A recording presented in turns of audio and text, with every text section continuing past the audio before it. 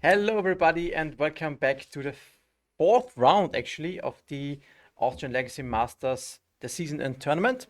The round has just started, and we have another matchup for you. More legacy being played. Here we have like two non-blue decks. Yeah. So we are excited to feature the non-brainstorm crew here. Yeah. We have on the one side Dominic Raper, on mono red Stompy. Yeah. On the other side, we also had it in round 2, I think. Yeah. On the backup feature match, Emil Pollack on Pox. Exactly. Pox is a spicy deck. We had it already also on stream, I think, for the second round or first round or something. Second round, yeah. Pretty nice. Both players are 3-0 so far, so the tournament is going well for them. And this certainly will be, I guess, should be a fast one. But let's Yeah. see. Those are basically also two local guys that play against each other, I think, Yeah. often. The And Slovakian guys. yeah, in a 6-round tournament, the fourth round with two guys potentially being 4-0 is basically the winning in. Exactly. So yeah, we have to, yeah, we have to see who will get into the top 8 basically. Exactly. Players are shuffling it up. We can get into yeah, the first hands being drawn. Dominic seems that he kept his hand, his opening hand. Maybe it's a good old and fast start, as you would expect from Stompy deck. Yeah. Oh no, but he mulled, sorry. Yeah. The one thing that kind of goes into Emil's side is mono red Stompy oftentimes plays off one land because it's a soul land and a Chromox. And that's kind of attackable. Yeah. On the other hand, Chalice of the Void is pretty good against Dark Ritual. Yes. But do you know which card is perfectly fine to play against any smallpox? Good question. No. It's a goblin. Every turn it makes a 1/1. It doesn't die to I mean, yeah. Goblin Rebel Master. Rebel Master, yes, exactly. Okay, apparently there is some issue to one deck list, but it should be resolved pretty soon for you guys. And yeah, here we have turn 1 Liliana into turn 1 Evoke Fury to kill the Liliana, and both players playing on one land as just it didn't happen. It's nothing. It's nothing. Yeah. Yeah, as Nothing happened. Yeah. as nothing happened. Do we have another acceleration? No. We have a de-acceleration. What is it? Is this It's a smallpox. Dominic decides to discard his broadside bombardier? We have a wasteland, and now we get in the mana territory where Dominic Rapper doesn't have any lands. He has to top deck some, and yeah, here he gets the 9-turn threat on the side of Emil. Yeah. This is kind of one of the simpler forms of magic because all your spells will resolve. Yeah. And you just know what to expect. Another Fury. The second Fury. How many does it? 4 in the main deck. 4 Furies in the main deck. Unfortunately, no lands for Dominic.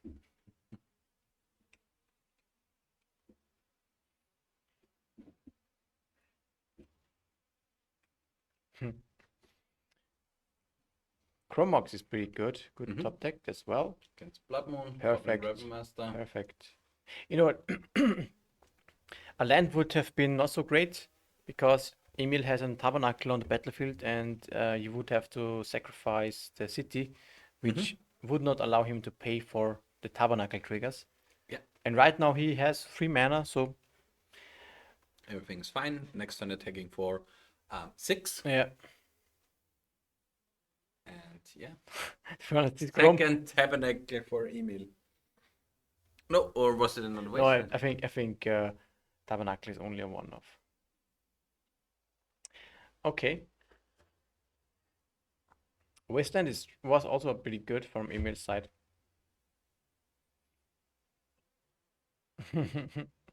Orcish Bowmasters. Yeah, you have to trade with the Rebel Master. You can ping the token and double block. Or simply ping the Rebel Master and block it with the Orcish Bowmasters. Because the Orc token is most of the time more valuable than the Orcish Bowmasters itself. I mean, Yeah. there is Fury now. Favor of the Mirror Breaker Favor, now yeah. possibility. For that reason, I think it's okay to keep the Orc. And Snaring Bridge. Is this something that Emil wants to have? I mean, yeah, the win cons. Yeah, Moderate Stompy needs to attack to win. It doesn't play any cards or something. At least not this version. Yeah, and I think this should pretty much lock him out of the game. Does Mono Black play any 4-drops or something like that? Mono Black? Yeah. Let's see. There is 2 Karn, the Great Okay. Creator, and that's about it, I think, for the main deck. In the sideboard, there is a Shale Dread So and we an extra Karn. Yeah. So we mostly are looking into Khan, into sometimes Mycosynth Platis. Yeah. As the win condition now.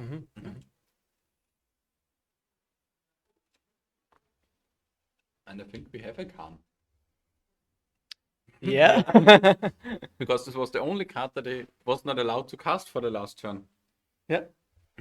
Yeah, he lacks 1 mana at this time. Pretty interesting.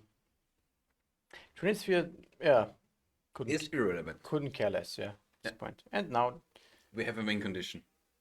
oh, He was able Okay. to play Khan the last turn. true, actually, because he had the Urborg. And he would have just untapped it. Yeah. But Yeah. doesn't matter. Dominic conceded in response to the Khan, Yeah. and Pox takes game 1, which is pretty huge. Yeah. I'm such a jammer for such decks. It's like you play a spell resolves, you do something, Yeah. you play another spell, and Innocent Blood is such a good ratio for a card. Yeah, especially when it pairs very well and with something like the Mishra's Factory that doesn't get affected by the Innocent Blood. So it's more or less a one-sided sacrifice effect. Yeah, it's still a threat that is on the board, you activate it afterwards, and a card that I was always a fan of. There is like a shifted red card that has the Innocent Blood text, Okay. but it says permanent. Yep. Which is like worse because you have lands most of the time on the battlefield too. Yeah. But yeah, it's like the one thing that kills your opponent's lands and stuff like that. It was always amazing. But here we have Smallpox dealing with lands, Thoughtseize dealing with the problematic cards in the hand, Yeah. Liliana off of Dark Ritual, Very be cool. the card advantage engine. And yeah, I'm really looking forward for the next game. I don't think we see anything boarded in, I think, for Well, Emil. No, I think there is some cards what I think would be useful. The one that I'm definitely looking at would be an extra copy of Karn. The X of Khan I pretty much missed. This Yeah. is good. And maybe the Shield Red. Am I right? Maybe the Shield Red. I mean, it's not about the triggers, but it's a big threat that blocks favorably and can just attack. And in race situation, it's kind of good because every turn cycle drains your opponent basically for 2. Could be an option. However, this game is this matchup is usually pretty fast. Yep. And Emil is on the draw now, and on the draw, of course, a heavy costed card like this may not be the best option. He definitely looks into dealing with an early pressure of another A Rebel Master, for example. Yeah, for example, you may even can decide that you want to board in your third ensnaring bridge because you think it's too slow to get it off the card. Maybe. This is also something that you can do in a calm package. The one key thing here for Emil is he doesn't play any Chromoxen, so he has no acceleration other than Dark Ritual to play above curve, basically. Yeah. On the other hand, Dominic has all his cards being prepared to play above curve, basically. Yeah. He's playing the Soul Lines, he's playing Chromox, he's playing Sim and Spirit Guide. Yeah. So, He's the faster deck. Yeah. and especially something like a Trinisphere on turn 1 can be really backbreaking for Emil, because then he has to play from turn 3. Yeah. Dominic is definitely the beatdown. Yeah. And Which references an article that every one of you guys should read. Yeah, it's pretty known, I would say. I haven't read it. I think we talked about this before. we talk about this since 4 years. Yeah. But yeah, it's always useful to know if you have to control your opponent, play a slow and steady game, or if you have to finish in time, because otherwise your opponent has the inevitability and will win the game at some point. Yeah. Which is exactly as last round's game basically panned out, where we had blue-black mid-range against 4-color control. Yeah. We know that in the early few turns, that the blue-black mid-range deck has to go the aggressive route, because at some point in the stages there are too many card advantage engines online for 4-color control that they will win eventually. I think it turned out into a draw. Yeah. But actually in the last couple of turns it would have been close, and if Johannes didn't have an answer for the opposition agent, he could have won. But he played like 7-8 remove spell. He got 2 swords back with the days on the Mystic Sanctuary, but yeah. This is something that we don't see here. This is brutal, honest legacy.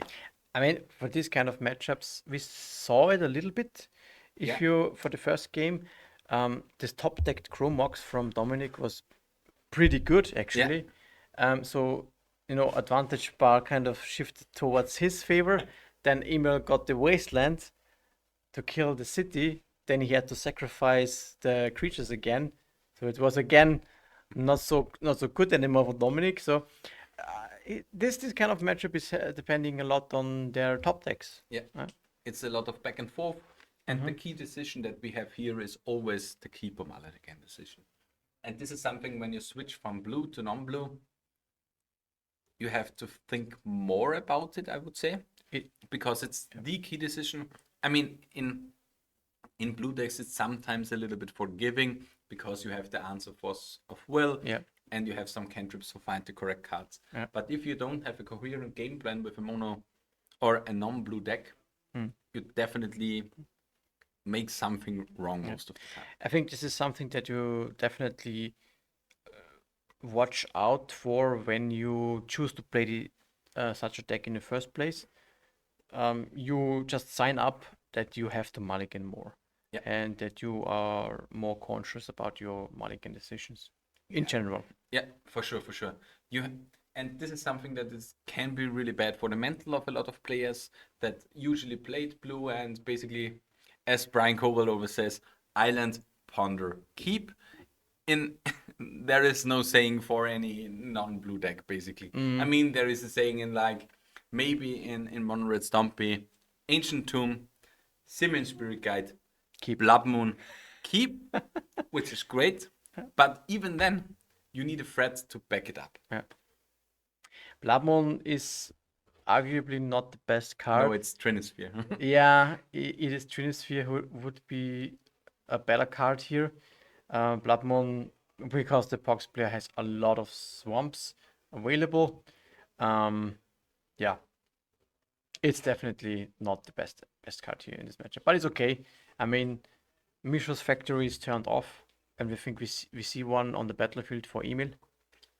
Wait, I had the saying for a Mono Red Stompy without looking at the screen, and he did exactly the play. Which play? Ah, okay. Sim and Spirit Guide, Ancient Tomb, Blood Moon. Yeah. So he should It- be it at wa- it- 18. it Or was- was it the city of It Creighton? was City that Okay, year. okay. So we got it almost correct. Oh. No, and at this point, it's pretty hard. Shadow Skull Smashing in the long run is a card that can deal with Liliana of the Whale. Fiery Confluence, I don't think it deals damage to Planeswalkers. Fiery Confluence can deal. You get to choose 3 modes.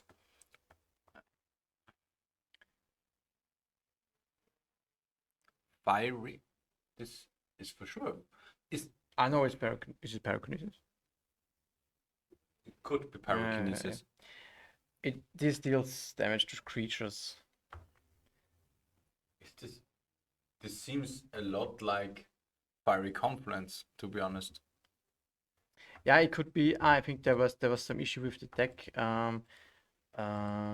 that got sorted out with the judges because they had a deck check Okay. last minute, and I think it was some issue with the submitted deck list. We have to check and get the correct deck list if we see it here, and I think we can sort this out. For Dominic, he's playing. That's the correct one, yes. So Yeah, he's playing a Fiery Confluence in the board. exactly. So we will get this updated for you.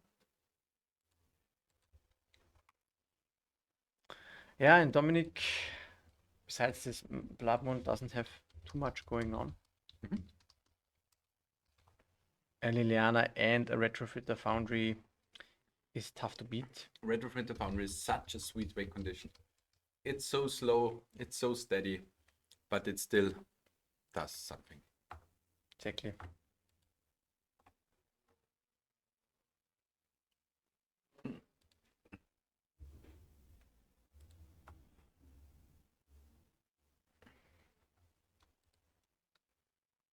So what's happening? A few tokens, a Orcish Bowmasters. We see then the expedition map to maybe get another land in the near future. But yeah. Dominic currently only drawing some bricks.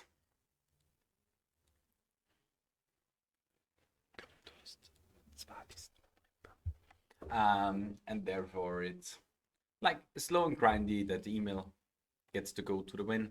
And even though if Dominic drops a creature there, everything is too much costed, Rebel Master would be the best thing that he can do. But even then, it can just get jump blocked. And now we have the Karn. We can get like a... how is it called? Lattice. No, a liquid metal coating, but he opted not to.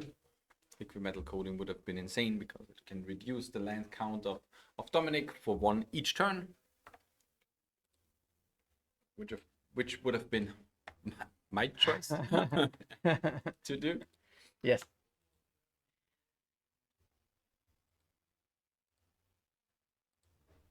This could be, yeah, it looks like it's over. Yeah, we are just waiting for the match to end, and Fire Confluence can't deal damage to any planeswalkers, so a Liliana is really hard to deal with. And with him upticking this turn and it's playing this turn, he can't kill a land now. Because if you downtick on the last turn, you get the liquid metal coating. Yeah. And on your next turn, you play it out, you target a land, and then you kill it with the Karn. That's basically the combo.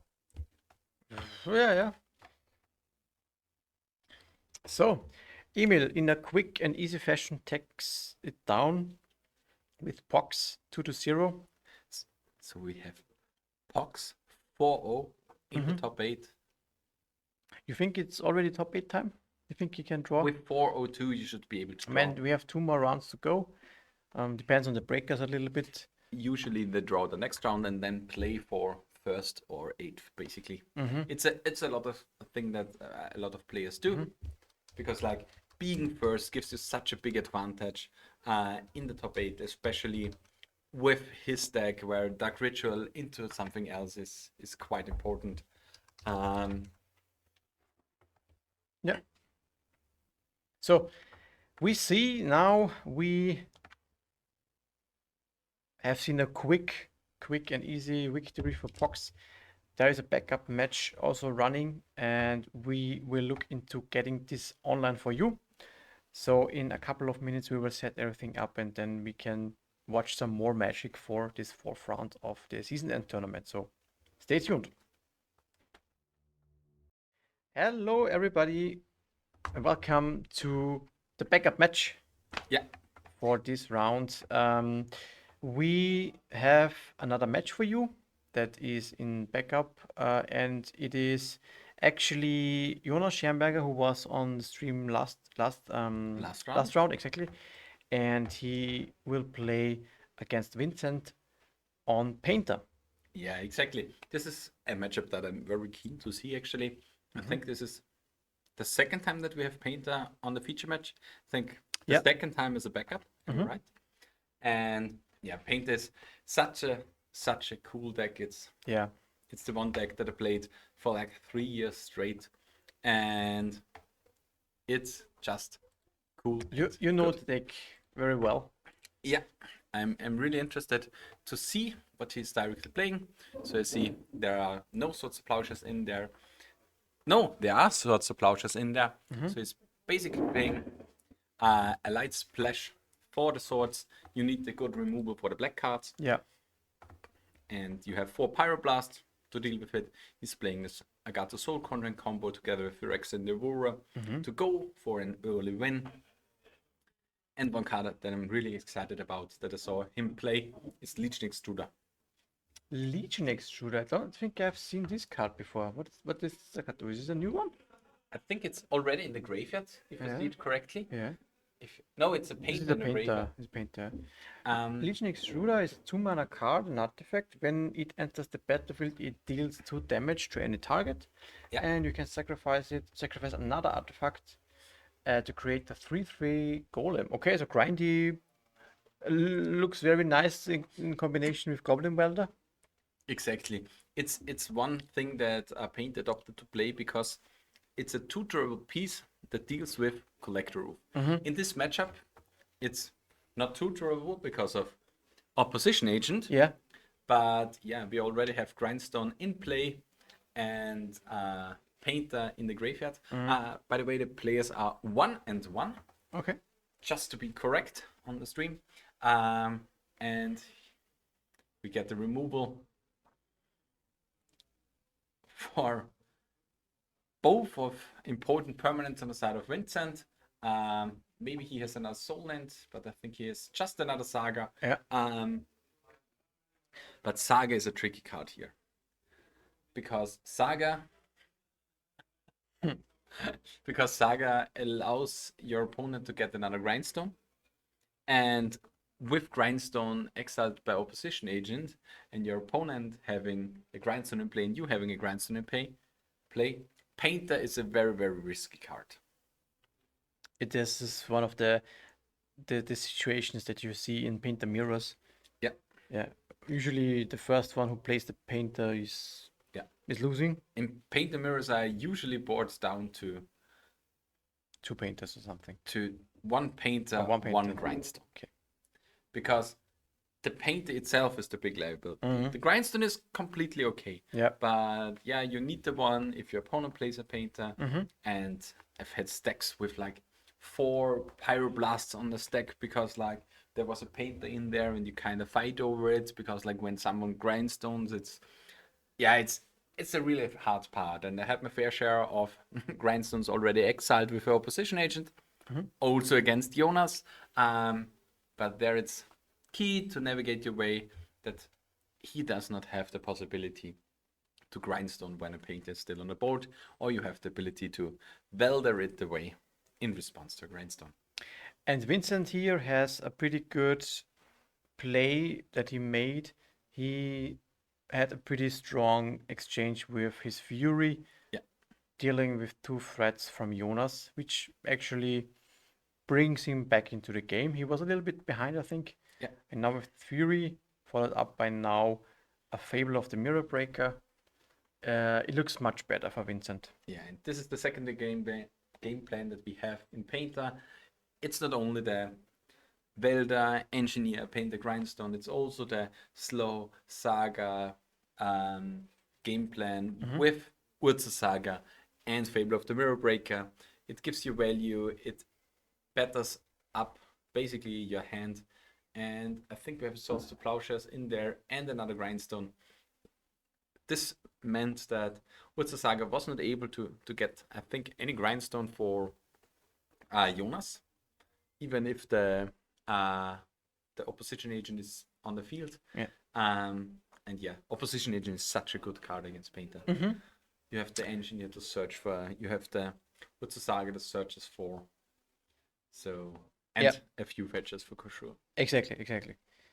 It's bad for Jonas that, or unfortunate that it got killed. Let's see, Jonas might have more of those, however. Yeah, there are 3 copies in the sideboard. Yeah. Maybe he finds another one. But right now he needs to deal with this Fable on the battlefield. Yeah. And direct exchange. There is the Oppo, but it gets sorted. Yeah. And what do we get here? Is this a fetch? Okay. Yeah. He's getting his Badlands. This is also something that the Painter guys are not really sure of. I mean, first starting off with playing Swords to Plowshares, because a lot of are now on mono red. Yeah. Because like stable mana base against a lot of Wasteland. Pyroblast currently really good. And the Painter of the top. And the Painter of the top. Okay. And we see Well, Painter Grindstone win. See, yeah, okay. He 5 has mana. He has 6 mana. He's tapped actually. out. He's tapped out. Yeah. 3-color Painter. Yeah, you play the you play the Badlands to be able to hardcast your Chaos Defiler. I was thinking, I think Jonas played the. Didn't he play the Oppo agent in his turn? And Vincent did end of turn swords. I think so. Then he untapped and drew the Painter. Yeah. Right? He had the Edict in hand. He had Dark Rituals 2 times. Was it an Ambush Viper? No. I'm not sure. An Ambush Viper. I think it was to ambush the Goblin token, maybe. No, I think. You mean to block it? You mean Yeah, it was intention? to trade Okay. with it. Okay, And then okay. it's got sorted. Because then I would thought he could wait with the opposition Yeah. agent. You have a Dark Ritual, and then you, in this case, you could have edicted the Painter away. Yeah. Okay. Yeah. So this was okay. We wanted to trade with the token. Exactly. To come back to 3-color, it's mono red with the splash for the swords, because the removal is just so much better. Yeah. As we saw basically with 4-color control previously. He had 8 cards in his deck that were white, and those were the swords and the Leyland Binding. Exactly. And the black is just to hardcast your Chaos Defiler. Yeah. I personally play the black also because I like Nihil Spellbomb, Yeah. which I think he actually plays. Can we confirm the decklist, Daniel? I think he has. No, at he's least- playing. No, he doesn't have any. He's playing Soul Guard Lantern. I like the black one, the Nihil Spellbomb, because it gives you card advantage whenever you welder or engineer it away into the graveyard. But Soul Guard Lantern is also a good choice because it deals with problematic cards whenever it enters the battlefield, especially against control. It comes in, it exiles the Uro. But currently, I like the Nihil Spellbomb a little bit more. But I also play Soul Guard Lantern because I opted out a little bit of the Badlands. But nowadays with less Bowmasters, it can be good with it again. Exactly. I think what we will look into, we have a little bit more minutes. We can have a look if we have another match, because this was over pretty fast. We will look into this if we find something. Other than that, we'll have a short break before the next round. So we will let you know if we find another matchup that we can broadcast for you. So stay tuned as always.